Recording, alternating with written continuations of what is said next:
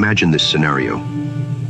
The US government obtains intelligence that hidden somewhere in central Iraq is an actual Stargate, placed there by the Anunnaki gods of ancient Sumeria. This device employs time travel technology and permits individuals and equipment to pass into another dimension outside of the space-time continuum.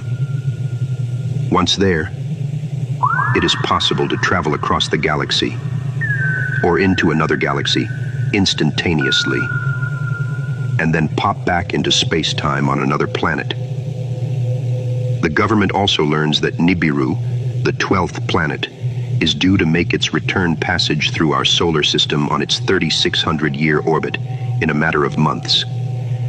In this scenario, when Nibiru is closest to Earth, the Anunnaki, the ancient huge hominoid gods of Sumeria who built the Stargate, would, it seems likely, take the opportunity to travel to Earth through that same Stargate and will set up their encampment in Iraq. By default, this will have the effect of propping up the current regime.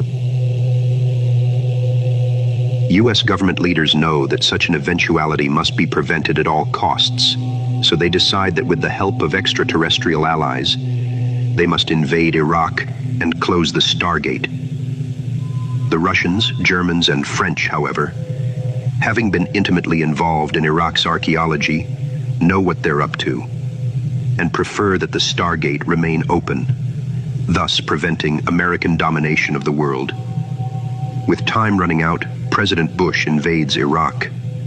American scientists raid the museum and close the Stargate, thus frustrating the grandiose ambitions of the self-styled reincarnation of Nebuchadnezzar, Saddam Hussein, and making the world safe for the New World Order.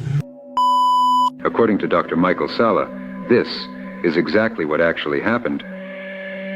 Such a fantastic theory would not be expected from someone whose entire career has been spent in academia, pursuing rather conventional political and diplomatic studies.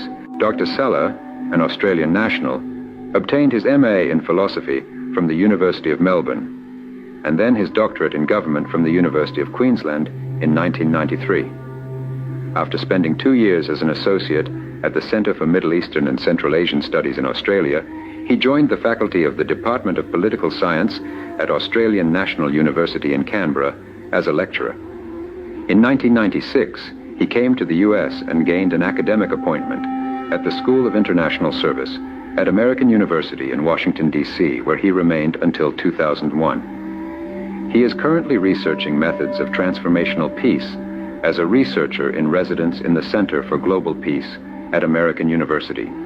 He believes that the US, Russia, Germany, and France have been aware that the Anunnaki left behind some very high-tech apparatus and possible weaponry when they abandoned the Earth around 1700 BC, and that Saddam Hussein had been getting assistance from Russian, German, and French archaeological teams for years in an attempt to unravel and perhaps reverse engineer this apparatus, which Salla claims is probably far in advance of any technology we might have obtained from the Greys, from Zeta Reticuli, who he believes to be our friends. If a European-Iraqi alliance were able to back-engineer this technology and/or strike up an alliance with the Anunnaki when they return, Salla thinks, then whatever military advantage the US has had with its technology, even including anti-gravity craft, would probably disappear, and we would quickly become a second-rate power. The return of Planet X centers on the recovery of a technology once housed at Solomon's Temple that is used to open a gateway linking Earth with far-off regions of space. Recent military and political activity suggests that the world powers are jockeying for position as if the return of Planet X is imminent. The stakes are high. This planet is at the center of a biblical prophecy known as the Day of the Lord, a picture of an ancient Sumerian tablet in which the god Anu, the ruler of Planet X, appears to be going through a gate, flanked by 2 people holding posts or pillars with globes on top. These poles, splendid shining posts, represent the Stargate in a simplified form. Another Sumerian tablet shows Gilgamesh going through a similar gate. Gilgamesh, the hero of the ancient Sumerian epic poem bearing his name, written about 2900 BC. He was the king of Uruk, a city in southern Mesopotamia, who sought immortality by searching for the stairway to heaven and the abode of the gods. Ultimately, he ascended a ladder and went through a gate and entered a new world where he met long-dead Utnapishtim, Noah, and questioned him about the gods.